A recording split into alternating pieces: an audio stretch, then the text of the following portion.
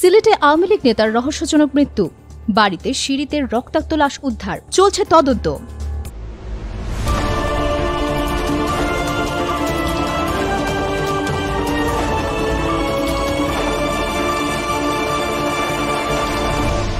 Channel CB. স্বাগতম CB নিউজে। সিলেটে মহানগরীর উপকণ্ঠে চাঞ্চল্যকর হত্যাকাণ্ড। তিনতলা বাড়ির সিঁড়ির কাছ থেকে উদ্ধার হল এক আওয়ামী লীগ নেতার রক্তাক্ত দেহ।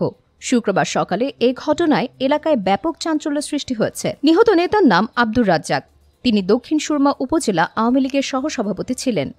যদিও খবর অনুযায়ী তার দলের কার্যক্রম বর্তমানে স্থগিত বা নিষিদ্ধ রয়েছে। পুলিশ জানিয়েছে, শুক্রবার সকালে নিজ বাড়ির তৃতীয় তলার সিঁড়ির পাশের একটি ছোট ঘর থেকে মরদেহটি উদ্ধার করা হয়। পরিবারের সদস্যরা তাকে খুঁজে না পেয়ে পুলিশে খবর দিলে পুলিশ ঘটনাস্থলে এসে লাশ উদ্ধার করে। প্রাথমিক অনুসন্ধানে জানা গেছে, নিহত আব্দুর রাজ্জাক ফজরের নামাজ আদায়ের পর হাঁটতে বাড়ির ছাদে গিয়েছিলেন।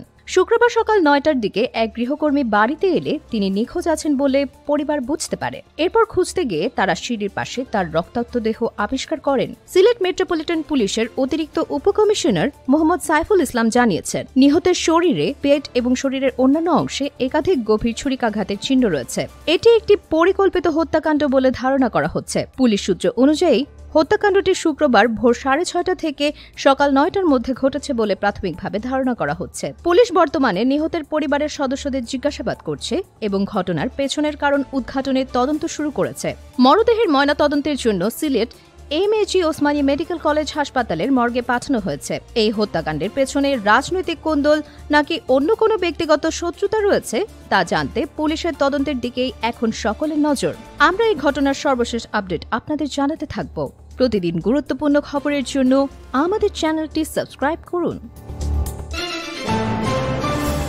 Subscribe now for daily news and updates.